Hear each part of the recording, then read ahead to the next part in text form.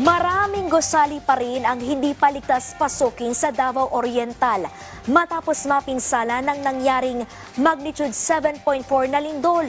Ang mga kababayan naman natin doon, samut-sari ang naging saloobin sa nangyaring sakuna. Ang detalye sa ulat ni Janessa Felix ng PTV Davao. Hindi hadlang ang malakas na lindol at magkakasunod na aftershock na naramdaman dito sa bayan ng Caraga, Davao Oriental para ipagpatuloy ang pananampalataya sa Panginoon. Ngayong araw nga ng linggo, nagsasagawa pa rin ng misa ang San Salvador del Mundo Parish sa pangunguna ni Father Roland Simon, kilala bilang oldest church in Mindanao na tinayo pa taong 1884. Pero ginanap muna ang misa sa labas ng simbahan para hindi anya magpanik ang mga tao kung sakaling makakaramdam ng aftershocks ang munisipalidad at upang agad na makapunta sa open area. Nagtamo ang simbahan ng iilang cracks at bumagsak ang bahagi ng kisame at dingding. Sa kabila nito, hindi naman makakaapekto sa integridad ng simbahan. Ang mga nasira kasi, pawang hindi orihinal na estruktura. Try not to be in a secluded place para di magpanik ang mga tao pag panahon ng aftershock, no? To be, sabi niya, be decisive and don't take the chance. So I don't take the chance. I stay outside of the roofing, no?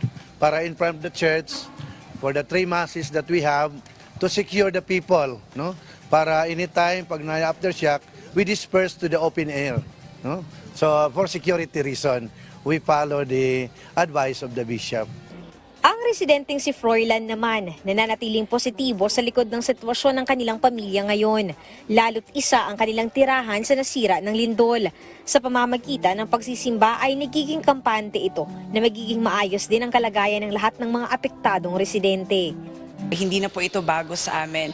Pagdating naman sa pananampalataya namin, ang pananampalataya ng mga Caragueño ang nagsilbing aming pag-asa. Dito kami kumukuha ng lakas upang bumangon sa kabila ng lahat ng mga natatamasa naming mga pangyayari. Partikular na ngayon dito sa munisipyo ng Caraga na isa kami sa mga lubos na naapektuhan ng lindol. Napaka-importante dahil dito kami humuhugot ng aming lakas sa Panginoon at lalong-lalo na sa aming patron na San Salvador del Mundo. Habang ang residente ng Barangay Santiago, Caraga, Davao Oriental, naiyak ng balikan ang kanilang karanasan noong nangyari ang lindol at isa ang kanilang bahay sa lubhang apektado.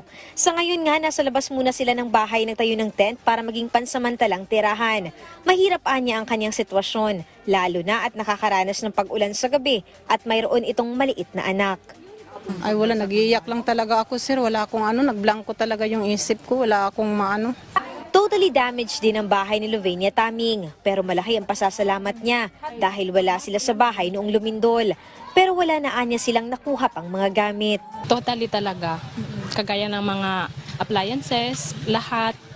Ang bahay nakatayo na lang yan pero isang bagsak na lang yan, wala talaga yan, hindi yan magagamit mapaghingahan. Habang iilang mga paaralan din ang nasira sa munisipalidad ng Caraga, gaya na lamang nitong nag-iisang pribadong paaralan sa lugar, kung saan kita ang bakas ng lindol dahil sa pagguho ng mga pader at ibang parte ng paaralan. Habang itong Municipal Hall ng Caraga, kita ang laki ng pinsala. Ngayon, nakabarikada pa ito at hindi ligtas na pasukan ng mga empleyado, kaya't gagawa muna anya ng makeshift office upang agad na mapaabot ang tulong sa mga apektadong residente. As per instruction ni Mayor Osnan kahapon, kami po ay mag-duty muna sa aming gymnasium at saka maglalagay din po kami ng mega tent at doon po namin ilalatag yung mga tables and computers po namin. Tuloy-tuloy pa ang ginagawang assessment at kahapon nakapagpaabot na ng paunang tulong sa mga apektadong residente.